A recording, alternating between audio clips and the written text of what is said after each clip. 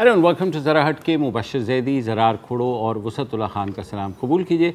पाकिस्तानी सियासत इतनी दिलचस्प है कि एक ज़िमनी इंतखाब भी जो है उसमें भी लोगों का इतना इंटरेस्ट हो जाता है थैंक्स टू मीडिया और थैंक्स टू द डेवलपमेंट्स। आपको याद होगा कि कुछ माह पहले जब डस्का में ज़िमनी इंतखाब हुआ था पंजाब के शहर डस्का में, तो बहुत कंट्रोवर्सी जनरेट हो गई थी, उस पर इलेक्शन कमीशन हरकत में आया और उसके बाद जो है वहाँ पर ख़ासी जो हुक्मरान जमात है पीटीआई को उसको हज़ीमत भी उठानी पड़ी। फिर एक डिटेल रिपोर्ट भी आई गुज़िश्ता हफ्ते जिसके मुताबिक पूरी डिटेल से बताया गया कि रिटर्निंग ऑफिसर्स को कहाँ कहाँ रखा गया, किसने रखा, ये बहरहाल बात की बात है, वो जाहिर है वहाँ तक इलेक्शन कमीशन की पहुँच नहीं होती।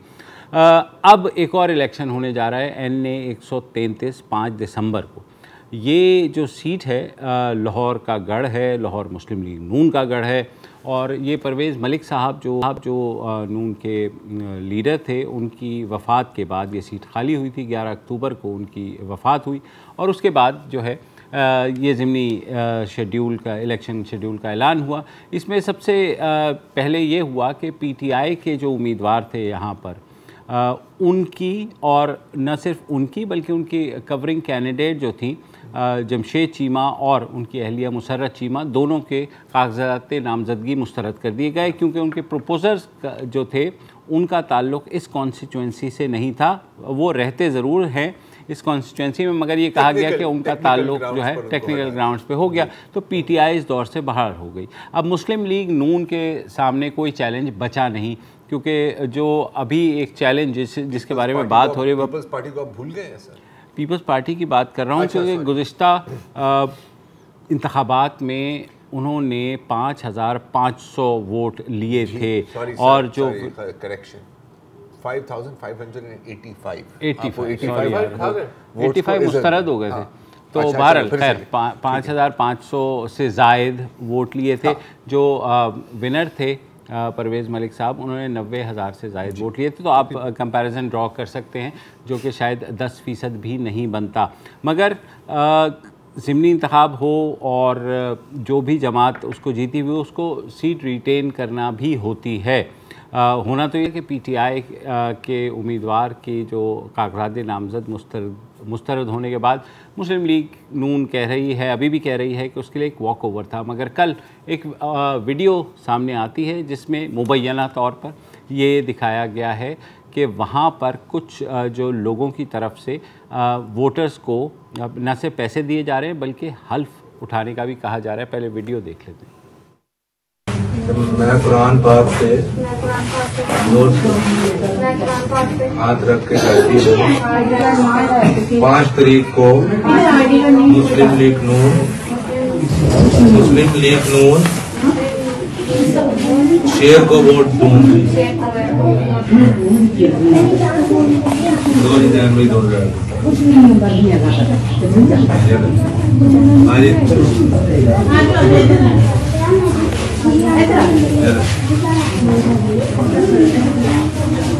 मैं कुरान पाक पे जोर से हाथ रख के कहती हूँ 5 तारीख को मुस्लिम लीग नून को वोट दूंगी।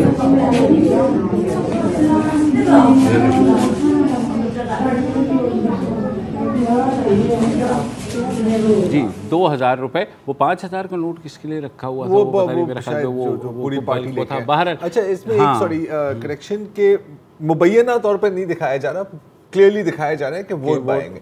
इस पर जाहिर है कि आप सवाल उठा सकते हैं कि स्टेज्ड है या रियल है या क्या है, क्योंकि है तो इसी इलेक्शन का मतलब कम से कम जो पोस्टर जो पीछे लगे और जाहिर है ये हमें पता है कि इलेक्शंस में पैसे भी बटते हैं, खाने भी खिलाए जाते हैं वोटर्स को, पोलिंग स्टेशन तक आया भी ज़्यादा, टीमें वाले नान बिल्कुल बड़े मशहूर हुए थे।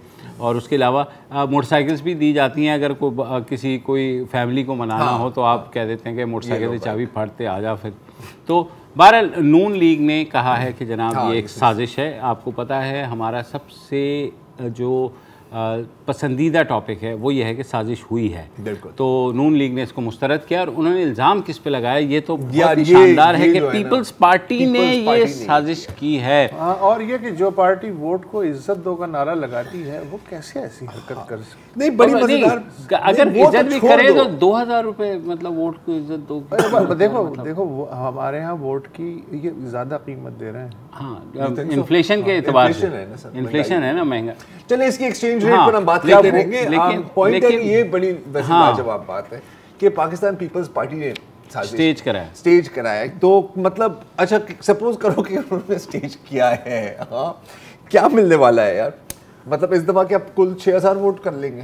हाँ नहीं कितने कर लेंगे मतलब क्या? वो नहीं होंगे क्योंकि अगर आप ज़िमनी में कम आते हैं, वोटर्स का इंटरेस्ट वैसे ही कम होता है और हिस्सा बजुस्सा पार्टी जो है उन्होंने कहा कि ये पीटीआई के दो मोटे बैठे हुए हैं जो भेस नहीं, पीटीआई तो अब रेस में ही नहीं है ना। हो सकता है कि पीटीआई और पीपीपी मिलकर काम कर रहे हैं, मुझे नहीं है, तो वो स्पॉइल तो कर सकते हैं। स्पॉइल तो कर सकते हैं। अच्छा वो कह रहे हैं ये बात नून लीग वाले कि पीटीआई की भी साजिश हो सकती है। जाहिर है कि भाई वो इस इलेक्शन को कंट्रोवर्शियल बना करके बनाना इसलिए चाह रहे हैं कि पीटीआई वालों का क्योंकि उम्मीदवार यहाँ पर नहीं है तो पीटीआई वाले चाह रहे हैं कैंसिल हो जाए, फिर वो दोबारा से वो हो। तो बहरहाल इस चीज़ का इलेक्शन कमीशन जब ये पीपीपी वाली बात से ज़्यादा इस बात में है, ये वाली बात में कोई वजन नहीं है। इस मुल्क में मजलूम सियासी पार्टी फिर कौन सी जिसका जहाँ हाथ लगता है हाथ फेर देती है? नहीं देखें मजलूम कौन है। देखें इलेक्शन कमीशन पाकिस्तान ने कहा है कि जी फोरेंसिक ऑडिट होना चाहिए और बिल्कुल 100% होना चाहिए।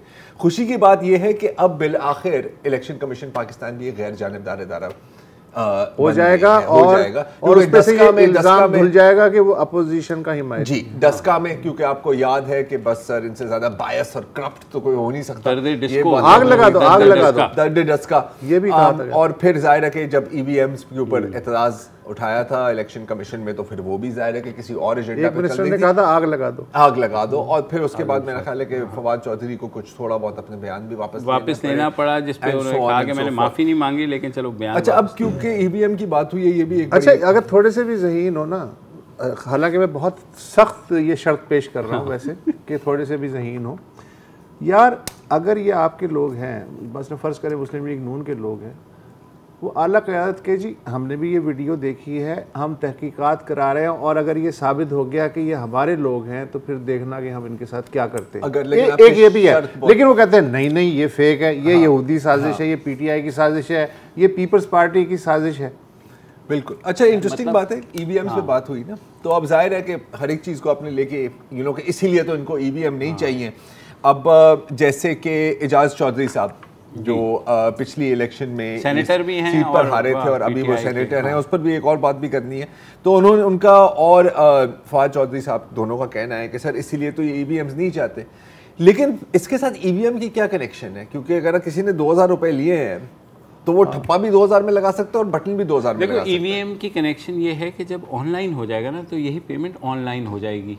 ये किस तरह की कनेक्शन तो इस तरह का नहीं तो सब चीजें उसमें तो डिजिटल फुटप्रिंट है, उसमें तो ज़्यादा खतरा है। वो नहीं वो पॉइंट है कि यार पैसे लेके वोट देना है तो आपने कौन सी मेहनत करनी होती है यार, देखो आज भी कैश से बेहतर सेफ ट्रांजैक्शन कोई भी नहीं है पूरे मुल्क में, यही चल रही है। मतलब ये प्रॉपर्टी वाले तो करते ही हैं। एफबी अब प्रॉपर्टी वाले, मैं तो कुछ वकीलों को जानता हूँ जो सिर्फ कैश में पेमेंट लेते हैं, लेकिन ये अब एक अलग मौजू है। अब जब जहाँ तक अब अगर आप थोड़ा सा हिस्ट्री निकालें इस हल्के की, तो सिवाय 2002 के इलेक्शन, अच्छी तरह से पता है कि 2002 के इलेक्शन इंतहाई साफ और शफाफ थी, क्यों इसलिए फिर मुस्लिम लीग काफ उसमें जीत गई थी।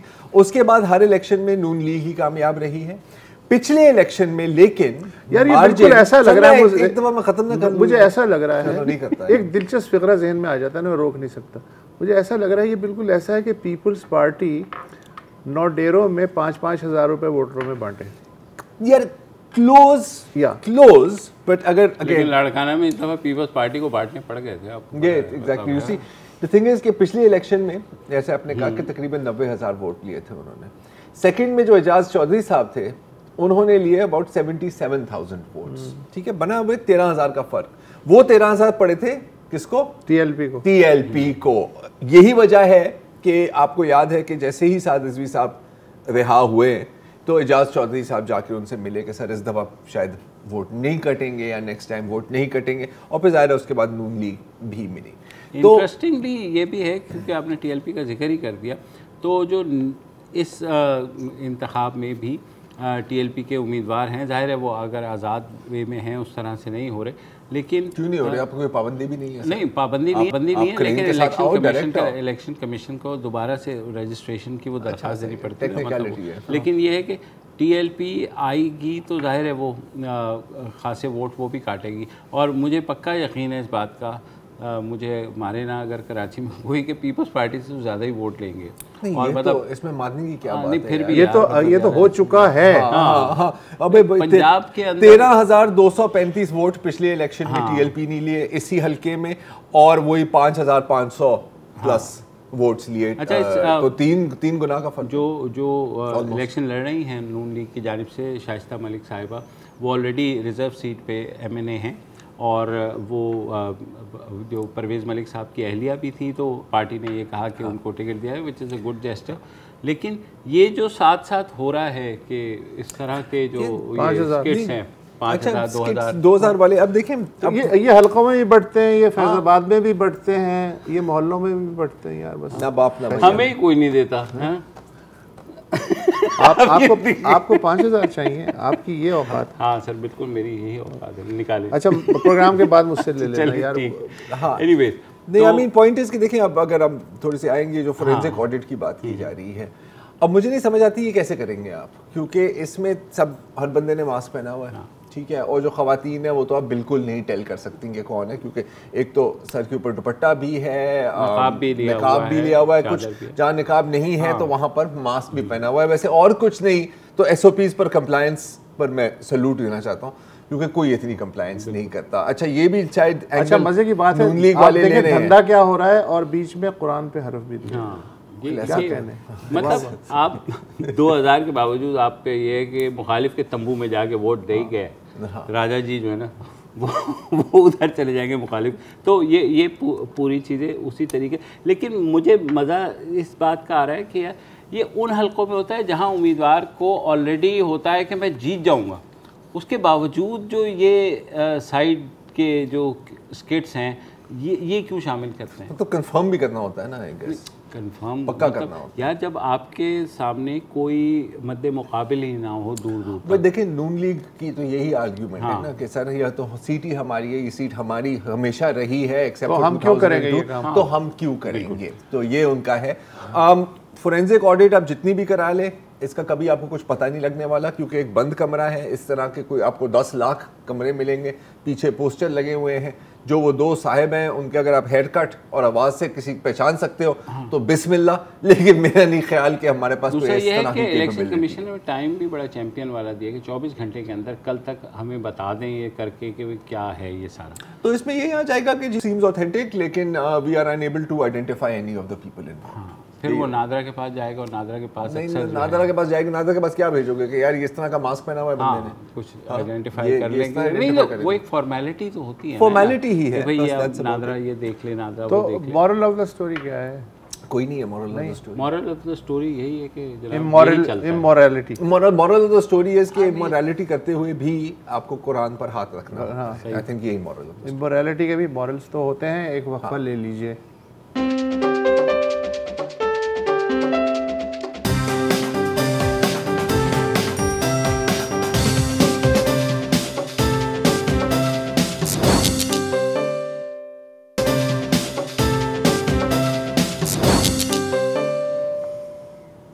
Welcome back. और पाकिस्तान में जो भी हुक्मरान होता है वो चाहता है कि मीडिया के ऊपर उसका कंट्रोल रहे, और जो ऑडियोज़ आजकल सामने आ रही हैं ख़ुसूसन मरीम नवाज़ की, उनसे उस चीज़ को तक़वियत मिलती है। गुज़िश्ता हुकूमत हो या उससे गुज़िश्ता हुकूमत हो या ये हुकूमत हो, किसी फ़ौज आमिर की हुकूमत हो, ज़ाहिर है मैनिपुलेशन का तरीक़ा यही होता है। तो मरीम नवाज़ की एक नई वीडियो सामने आई है, ऑडियो सॉरी, जिसमें वो कुछ कह रही हैं, वो पहले सुन लीजिए, उसके बाद बात करते हैं। जियो से खुद बात की तो उस तरह से नहीं हो रहा था। फिर मैंने मीर शकील साहब से पर्सनली बात की। मैंने कहा ये ज्यादती है, आप दोनों तरफ के फैक्ट्स दिखा रहे हैं, आपको ये बताना चाहिए कि इमरान खान ने बगैर तस्दीक के झूठ बोला, उसके बाद उसी झूठ को इमरान खान ने ना सिर्फ दोहराया बल्कि उसमें 10 बातें अपने पास से ऐड कर ली। तो मैंने कहा ये आपको करना पड़ेगा, तो उसने किया। फिर मैंने मियां आमिर से भी कहा, मियां आमिर ने कहा आप देखिए मैं करता क्या हूँ इसके साथ। जब जाहिर है ये है लेटेस्ट ऑडियो लीक, और अगर इसको हम आइसोलेशन में इस पर बात हम नहीं कर सकते, क्योंकि पिछले हफ्ते ही एक और ऑडियो आई थी मरीम नवाज साहिबा की, और फिर उसके साथ प्रेस कॉन्फ्रेंस में उनसे उस ऑडियो के बारे में सवाल भी पूछा गया। तो वो भी देख लेते हैं, फिर एक ही दफ़ा बात करते हैं। 24 चैनल को, समा को, 92 को और क्या नाम है इसका, ARY को कोई ऐड नहीं जाएगा। देखिए वो मेरी पार्टी का मीडिया सेल में तब चला रही थी, वो बहुत पुरानी है, लेकिन मैंने जब कह दिया कि वो, मैं ये नहीं कह रही कि वो तोड़ जोड़ के मेरी फलां तकरीर से निकाल के बनाई गई हैं, तो मैं ये बात सामने आ गई। ज़ाहिर है ये जो बात थी ये साकिब निसार की एलिजेड ऑडियो की तरफ एक इशारा था। अब इसके बाद मरियम औरंगज़ेब साहिबा की भी एक क्लैरिफिकेशन आई कि नहीं जी, हम पार्टी फंड्स की बात करते हैं, हम गवर्नमेंट फंड्स की बात करते हैं, हम मानना चाहे तो पार्टी एड्स की, पार्टी फंड से एड्स। हुसन इत्तफाक है उस ज़माने में, चूँकि मरियम साहिबा PM हाउस में ही जी मीडिया सेल चला रही, तो मीडिया सेल भी ज़ाहिर है वहीं था जी। हाँ नहीं, और देखिए ये चीज़ कोई नई नहीं है। नई से मुराद ये है कि नून की हद तक तो मैं खुद प्रीवी हूँ कि ये होता था और शायद होता अभी भी होगा, कुछ क्योंकि एक जो यहाँ रिवायत चली है कि आप सहाफ़ी को फ़ोन करेंगे तो जाहिर है वो कुछ ना कुछ चूंचा ही कर लेगा, चाहे मतलब आना है तो ऊपर से, आना तो ऊपर से आ जाए। एग्जैक्टली, बॉस को डायरेक्ट बॉस को पकड़ लो। अच्छा, बॉस को सहाफ़ियों को तो हर जगह से कॉल, और सहाफ़ियों की फार्मिंग भी होती है ना। वो कैसे? वो ऐसे होती है कि जो मतलब कल्टीवेट किया जाता है। कई सहाफ़ी हैं जो जिनकी ज़रूरियात का ख्याल रखा जाता है। हाँ, और इंडिविजुअल लेवल पर ये हो रहा है, लेकिन अगर आपने पूरी चैनल की पॉलिसी को डिक्टेट करना है तो फिर इक्के दुक्के सहाफ़ी पकड़ के, मतलब वो काम भी होता है और ऊपर वाला काम भी होता है ना। और दूसरी बात है कि देखिए अगेन मेरा ख्याल है कि सबको ही कॉल्स आई हैं, किसी ने, अगर हम इंडिविजुअल लेवल पर कॉल करें, आपको भाई का ज़माना भी याद होगा जब एक टिकर के ऊपर कॉल आती थी कि सर अभी वो आप भाई का बयान आया है, आपने चलाया नहीं है, लाइव नहीं है, जरा ध्यान करें, आजकल हालात बड़े ख़राब हैं। ये कॉल तो खुद भी रिसीव की हैं, ऐसी कोई बात नहीं है। कुछ भूरी बंद एड्स, वो पैसा नहीं चलता था वहाँ पे, वो पैसे की ज़रूरत नहीं थी। कुछ लोग मालिकान को कॉल करते हैं और कुछ लोग पूरे चैनल्स ही उठा लेते हैं, ये भी हमने देखा है। और हाल में ही जहाँ तक इस लेटेस्ट ऑडियो की बात है तो जाहिर है कि ये सवाल बनता है कि इसका कॉन्टेक्स्ट क्या था, राइट, कि ये किस खबर पर बात हो रही है। ये जो फैक्ट्स की आप बात कर रहे हैं तो क्या इससे ये मतलब आपकी मुराद थी कि आप दोनों साइड का पॉइंट ऑफ व्यू पेश कर रहे हैं, या कोई ऐसी कोई बज़ाहिर झूठी खबर थी और वो कह रही है कि जी आपको चाहिए कि इसको आप फैक्ट चेक और डिमोलिश करें। ईदर वे आपको एक्सप्लेनेशन तो चाहिए। हाँ, अब ये बॉटम लाइन आती है ना कि अब पहली जो ऑडियो पर आपने ठीक है एक्सप्लेन कर दिया, एक्सप्लेन नहीं किया आपने, नहीं आपने कहा हाँ मेरी है, आपने एडमिट कर दिया कि मेरी है, ठीक है, कोई हर्ज नहीं है इसके अंदर, और फिर इस पर बहुत लंबी बात हो सकती है।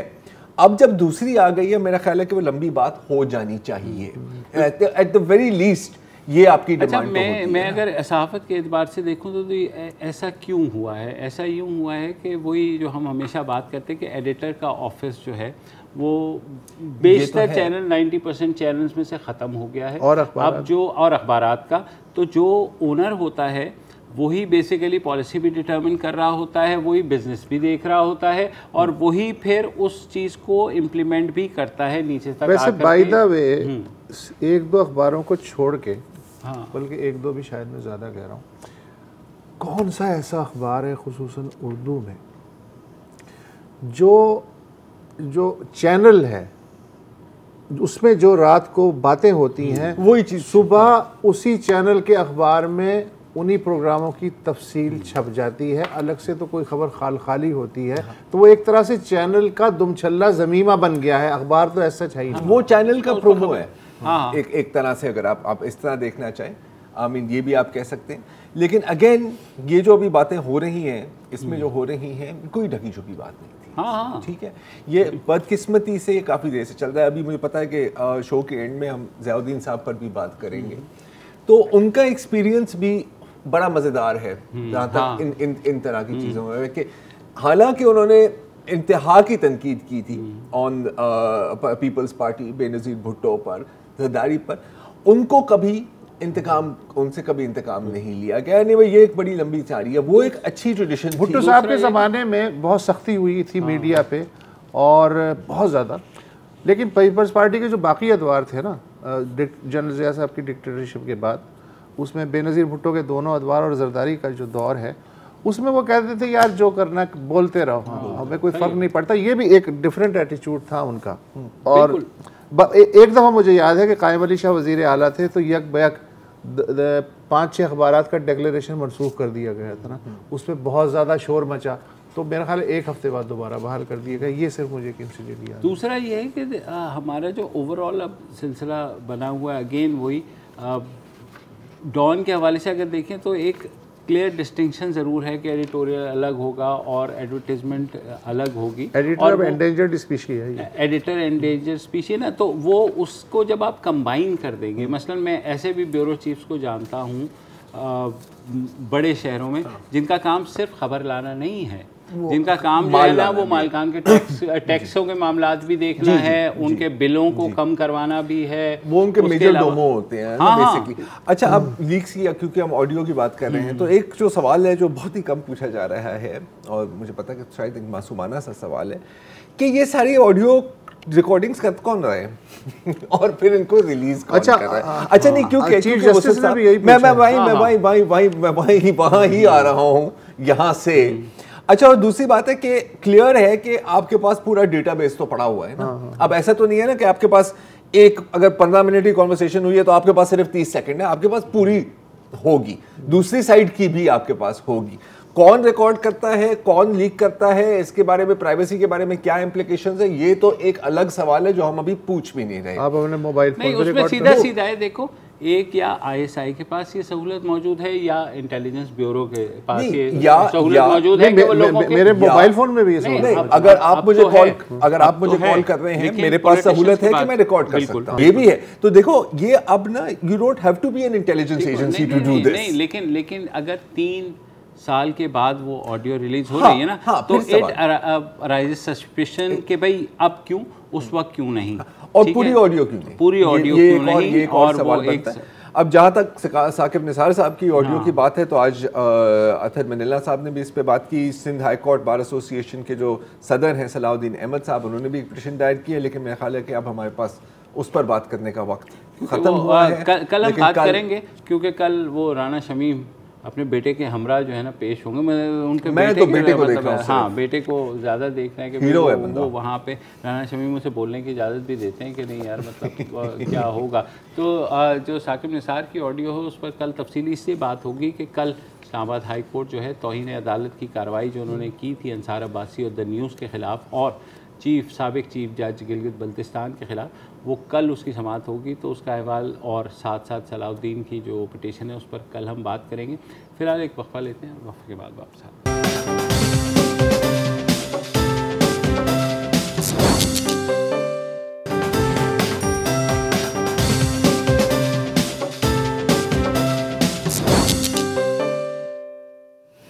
Welcome back. और अब हम बात करेंगे पाकिस्तान की उस हसास तरीन खबर की जिसका ताल्लुक कौमी सलामती से तो नहीं है। अच्छा किया, हसास तरीन के बाद वक्फा नहीं लिया, पॉज नहीं आया। हाँ बिल्कुल, क्योंकि इसका तस्करा जो है आपको सिवाय डॉन के मेरे ख्याल में कहीं नहीं मिला होगा। 2 रोज़ हो गए इस खबर को आए हुए, मगर सब मीडिया वाले अल्हम्दुलिल्लाह इस खबर का ब्लैकआउट किए हुए हैं।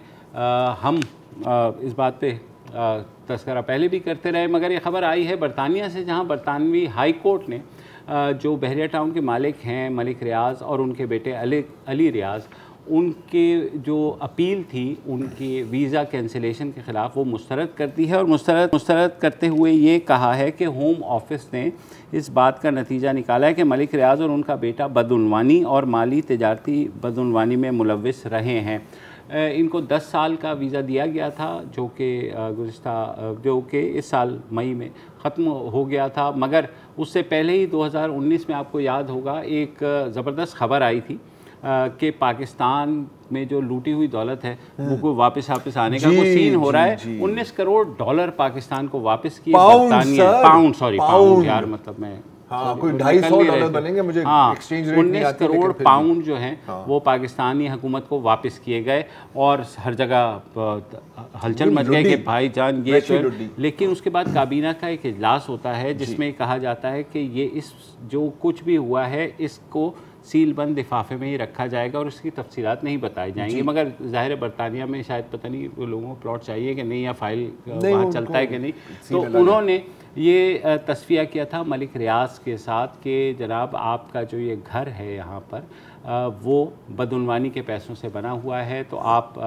का ये घर जो है हम जब्त कर रहे हैं और जो जितनी भी उससे रकम होगी, आपके जितने भी फंड्स यहाँ हैं वो हम हुकूमत पाकिस्तान को वापस कर रहे हैं। हुकूमत पाकिस्तान ने ये किया कि फ़ौरन वो रकम जो है मलिक रियाज के अकाउंट में, उस अकाउंट में डाली जो सुप्रीम कोर्ट की जानिब से उनको जुर्माना हुआ था, ताकि वो जुर्माना ज़ाहिर गरीब हो गए ना, 19 करोड़ सब्सिडाइज़ किया और उस पर भी खासा हंगामा मचा। और जो एसेट रिकवरी यूनिट के 16 बयां जो मुकर्रर हेड हैं शहजाद अकबर साहब, बैरिस्टर शहजाद अकबर, उन्होंने ऐसी चुप साध ली वो अगर वैसे बात हो और करनी भी चाहिए। डीड ऑफ कॉन्फिडेंशियलिटी साइन बिल्कुल उसके बाद आप नहीं बोल सकते। अच्छा, लेकिन अगर आपने कर ली है डीड ऑफ कॉन्फिडेंशियलिटी साइन, उसके बावजूद ये रकम किस तरीके से जो कि हुकूमती ख़जाने में आई थी वो एक प्राइवेट शख्स के ख़जाने में जा सकती है? नहीं, वो डीड ऑफ कॉन्फिडेंशियलिटी है ना, तो आप ये भी नहीं बात कर सकते।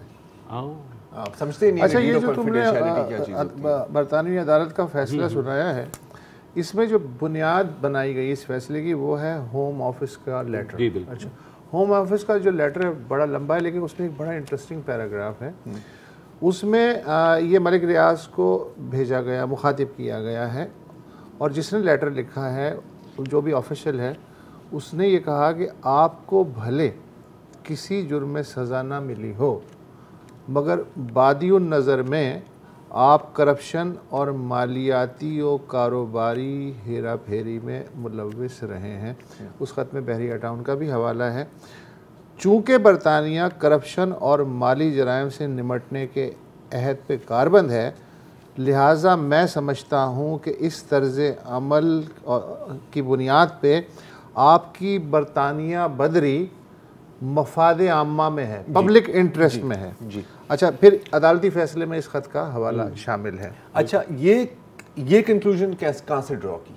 ठीक है, क्या उन्होंने कोई अपनी तहकीकात की? नहीं। सुप्रीम कोर्ट की जो फैसले आए हैं, पाकिस्तान सुप्रीम कोर्ट की जो फैसले आए हैं अबाउट बैरिया टाउन, ठीक है, उसकी तफसील देखकर नैब की जो इंक्वायरीज हैं वो देखकर, और जो बैरिया टाउन पर जो JIT रिपोर्ट बनी थी वो देखकर, मतलब कि पाकिस्तान की हुकूमत के इदारों की जो पाकिस्तान की रियासत के जो इदारे हैं उनकी रिपोर्ट्स की रोशनी में बरतानवी हुकाम इस नतीजे पे पहुंचे जिसका फैसले में हवाला दिया। और हम खामोश हैं, जाहिर है, क्योंकि डीड ऑफ कॉन्फिडेंशियलिटी। एक सवाल ये भी होता है कि फिर यही जो असूल है वो बरतानिया लागू क्यों नहीं करता नवाज शरीफ के ऊपर, फॉर दैट मैटर, जिनके बारे में भी JIT का वो है, फैसला भी है, सारा है, बिल्कुल है। अल्ताफ हुसैन साहब के बारे में जहाँ यहाँ पर केसेस भी बने हुए हैं, सारी चीज़ें, उसका जवाब ये मिलता है कि जनाब क्योंकि वो पब्लिक ऑफिस होल्डर रहे हैं और वो शायद सियासी इंतकाम का निशाना बन रहे हैं, तो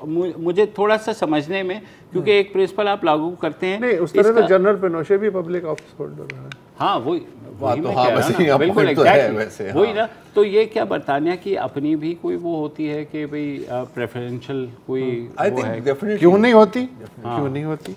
पिनोशे की आपको इतनी ज़रूरत नहीं थी ना फिर। हाँ, वो और बहुत से लोगों को जो है अरब कंट्रीज़ के जो जिनको बाद में इनके लिए टर्म इस्तेमाल की जाती है ना वहाँ पे, I think politically exposed persons, ये मैंने टर्म जिनकी जान को खतरा हो उन्हें भी नहीं भेजते। तो वहाँ पर ये आई गेस उन्होंने गुंजाइश ली है। मैं ये एक्सपेक्ट नहीं कर रहा था वैसे ब्रिटानिया से कि इस तरह का वो लेंगे, क्योंकि इनके जो 10 साल के वीज़े थे इसी साल मेरे ख्याल मई और जून में मलिक रियाज साहब का जुलाई तक, 28 जुलाई तक था, और इनके जो बेटे हैं अली जो है जी, उनके 18 मई तक था। लेकिन इंटरेस्टिंग है, लेकिन जाहिर है कि रिपोर्टिंग नहीं हुई, और आप अच्छी तरह से जानते हैं कि क्यों नहीं बताएं ना, बिकॉज कोई न्यूज़ वैल्यू नहीं है ऐसी खबरों में यार। क्यों बंदा बात करे, बस नहीं है, मैंने कह दिया तो नहीं है। नहीं, चलिए ठीक है, उन्होंने कह दिया। आप बताएं सर, क्यों तुम्हारा ख्याल है इस तरह की खबरें दोगे, तुम खुल के बात करोगे तो रेटिंग आ जाएगी तुम्हारी? नहीं, पता ही नहीं, आपकी सोच है। नहीं, रेटिंग की तो किसी को परवाह ही नहीं है ना, बात रेटिंग की तो है नहीं। बात ये कि एक ऐसी खबर जो कि डॉन की लीड छपी है, ठीक है, मैं वैसे एक बात करूँ, बाकी किसी अखबार में ना आपको तस्करा मिलेगा, किसी टीवी नहीं, उसकी एक वजह ये भी, लेकिन आपका एक पॉइंट अच्छा है मुबशिर। हाँ, ये जो आपने बात की ना कि अगर यहाँ पर आप सुप्रीम कोर्ट की जजमेंट्स की बुनियाद पर, नैब इंक्वायरीज की बुनियाद पर और JIT रिपोर्ट की बुनियाद पर इस तरह का फैसला कर रहे हैं, आपकी अपनी तो कोई इन्वेस्टिगेशन नहीं है एज सच ना, आप इन चीज़ों की रोशनी में कर रहे हैं, तो बाकी केसेस में ये अप्लाई होता है या नहीं होता?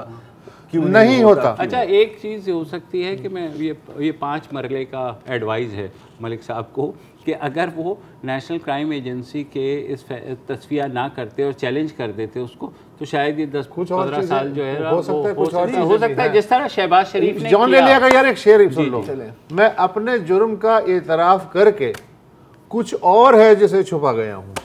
अब तो वक्फा ले लो यार, चलो ले लेते हैं फिर।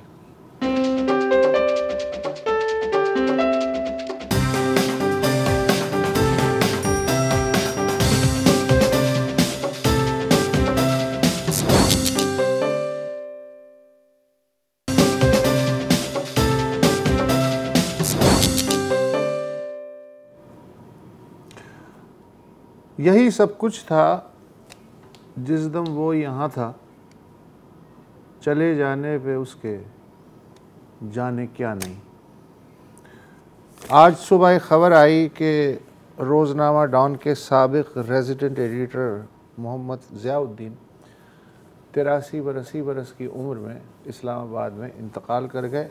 कुछ अरसे से वो बीमार थे।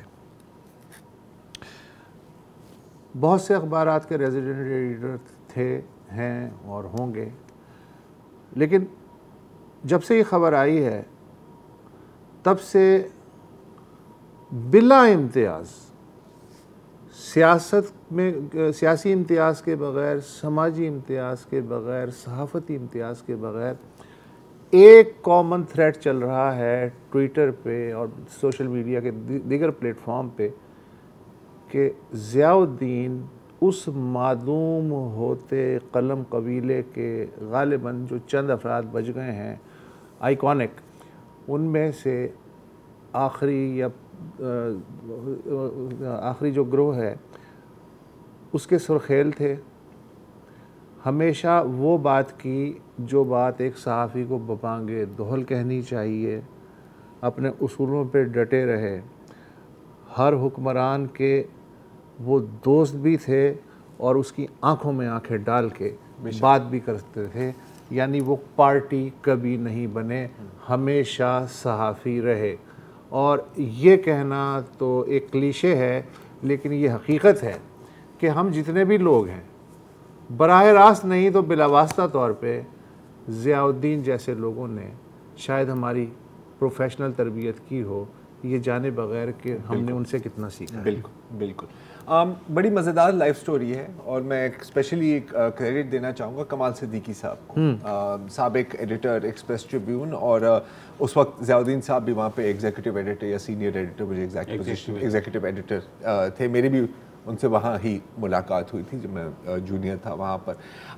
मद्रास में पैदाइश हुई, वहाँ से फिर हैदराबाद, दक्कन, फिर ढाका, और फिर बिलाखिर 1960 में कराची पहुँचे। अच्छा, जब कराची पहुँचे तो इनकी उस वक्त तक इनकी वालिद साहब की बिज़नेस में काफ़ी नुकसानात हुए थे। हैदराबाद, दक्कन में उनकी एक मैच फैक्ट्री के मैनेजर थे, लेकिन फिर जब भारत ने टेक ओवर किया तो वो बंद हो गई। ढाका में भी एक फैक्ट्री खोली, लेकिन फिर वो सैलाब में बह गई। तो जब तक वो कराची पहुंचे थे तो ज़ियाउद्दीन साहब की वालिद साहब की तबीयत भी काफ़ी ख़राब नासाज हुई थी, और फिर एक बहुत बड़ा हार्ट अटैक हुआ। तो एक बहुत छोटी उम्र में सारी जिम्मेदारी ज़ियाउद्दीन साहब पर आ गई। तो क्या हुआ कि वहाँ पर एक फार्मास्यूटिकल कंपनी में नौकरी ली, तकरीबन 70-80 रुपये महीने की मिलती थी, लेकिन उनका दिल नहीं लगता था वहाँ पर। तो क्योंकि उनका शौक था लिखने का, पढ़ने का। ढाका में? नहीं, कराची। 1960 में हम आ गए हैं। तो यार 1960 में क्यों आ रहे हो? उनका क्या सहाफत से लेना देना था? ढाका में एक नौजवान जो क्रिकेटर था जी, और ढाका यूनिवर्सिटी की टीम का कोच था, उसने 1958 में पहली बार कराची देखा और फिर उसके बाद ये हुआ। तो जब यहाँ पहुंचे ना, ये बड़ी मजेदार कहानी है कि उनका दिल नहीं लग रहा था, जैसे मैं कह रहा था। तो कराची यूनिवर्सिटी में कहा कि यार मैं जर्नलिज्म सीखना चाह रहा हूँ, ठीक है। मसला क्या था कि जॉब भी कर रहे थे, तो जॉब थी उनकी EFU बिल्डिंग, जो अब EFU बिल्डिंग है, तो उस वक्त कुछ और थी। वहाँ से काम ख़त्म करके वो सुबह 8 बजे पहुँचते थे और फिर वहाँ से भाग के जाते थे 2-3 बसेस चेंज करके, और हमेशा क्लास में लेट पहुँचते थे। तो जो इंग्लिश टीचर थी वो हमेशा कहते थे कि अच्छा जी शहनशाह साहब आ गए हैं, और क्योंकि किसी को नहीं बताया था कि सर मैं जॉब भी कर रहा हूँ, तो लोग एंड तक समझते रहे कि यार किसी बहुत ही रईस ख़ानदान से इनका ताल्लुक होगा, और ये तो ऐसी शौकिया काम कर रहे थे। और फिर जो बकौल उनके शौक था वो कहाँ तक पहुँच गया। अच्छा, अभी आपने बात की कि पॉलिटिकल लीडर्स के साथ जो इंटरेक्शन थी, ठीक है, अब तो लोग बड़े फ़ख्र से ये प्रोजेक्ट करते हैं ना कि जी हमारी इनके साथ मुलाकात हुई, उनके साथ मुलाकात हुई। यहाँ पर ऐसा कुछ नहीं था। एक जो चीज़ जो मेरा ख्याल है कि उन पर थोड़ा सा वे करती थी, वो ये थी कि जब बेनज़ीर भुट्टो, मरहूम बेनज़ीर भुट्टो की हुकूमत गिराई गई, गुलाम इसाक खान ने जब हुकूमत गिराई, तो किस चीज़ की बुनियाद पर गिराई थी?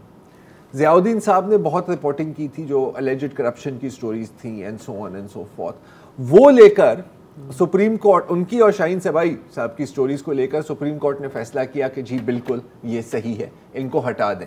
अच्छा, अभी तक वो हैरान है, अगर आप उनकी अभी भी इस पर काफ़ी दफ़ा ट्वीट भी किया है, बात भी की है ज़ियाउद्दीन साहब ने, वो हैरान थे कि सर ऑन फेस वैल्यू वो स्टोरीज उठाकर आपने एज प्रूफ ली थी, आपने कोई तहकीक नहीं की थी, आपने कोई तहकीकात नहीं की थी, आपने वो ले ली थी। अच्छा, इसके बावजूद, और ये भी कमाल सिद्दीकी साहब ने एक बहुत तफसीली स्टोरी लिखी है समा की वेबसाइट पर इनके बारे में, इसके बावजूद जब मुलाकात होती थी बेनज़ीर के साथ, तो कभी कोई इस पर बेनज़ीर साहबा ने उनसे बात भी नहीं की कि यार ये तुम्हारी वजह से हुआ था या क्या हुआ था। आपका क्या है? नहीं, मैंने क्योंकि 5 साल उनके साथ काम किया इस्लामाबाद में, ज़्यादा सहाफ़त की, तो मैं हेरल्ड के लिए रिपोर्टिंग करता था।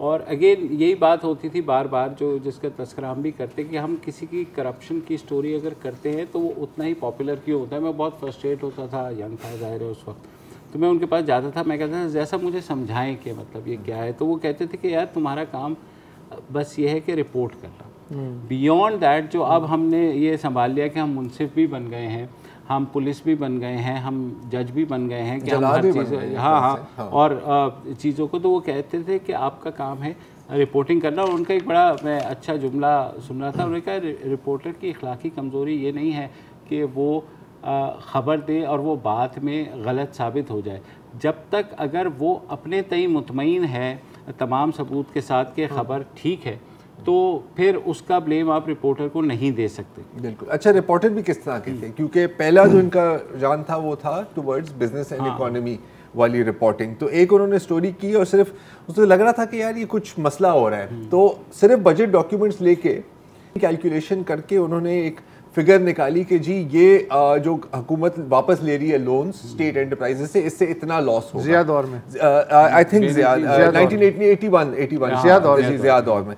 तो उसके बाद ये मुस्लिम में छपी, ठीक है, तो फिर सब उसके पीछे पड़ गए ऑफिशियल्स कि आपके पास क्या सोर्स थी, आपके पास क्या सोर्स थी। 2 साल बाद वो फाइनेंस सेक्रेटरी HU बेग साहब से मिलते हैं और तारुफ होता है, तो कहा कि आप हैं ज़ियाउद्दीन साहब। तो कहा कि क्या आपको पता है कि down to the decimal point आपकी जो स्टोरी थी वो सही थी। तो ये मैं हमेशा कहता हूँ कि हमारी नस्ल की बदकिस्मती है कि हमने जिसको आइडलाइज किया ना, उसने हमारे सामने कॉम्प्रोमाइज़ किया। चाहे जिस तरह भी ज़ियाउद्दीन साहब यकीनन उनमें नहीं थे, उन्होंने जिस तरह से अपनी सहाफ़त की वो हम लोगों के लिए वन लाइनर जो है, हाँ, वो आपने कहा, वो मैं दोहराऊंगा, प्रोग्राम ख़त्म होने वाला है, बकौल ज़ियाउद्दीन साहब के कि सहाफ़ी प्रोफेशनली कमज़ोर हो चल जाएगा, मॉरली अखलाकी तौर पे कमज़ोर हो नहीं चलेगा। इजाज़त दीजिए, खुदा हाफ़िज़। अस्सलाम वालेकुम। अगर आपको हमारे शो पसंद आया है तो प्लीज़ हमारे YouTube चैनल को सब्सक्राइब करें और अगर मुनासिब समझे तो इस वीडियो को लाइक भी कर लें, तो कोई हर्ज नहीं है, और शेयर भी कर लें और कमेंट भी कर दें जी, वरना वो सब ऐसे ही लिखते रहेंगे। और ये जो दोनों कह रहे हैं ये कर लें जी प्लीज़, नहीं तो हमें भी घर जाना है, मैं आपके कंप्यूटर में नहीं रहना 24 घंटे। सही बात।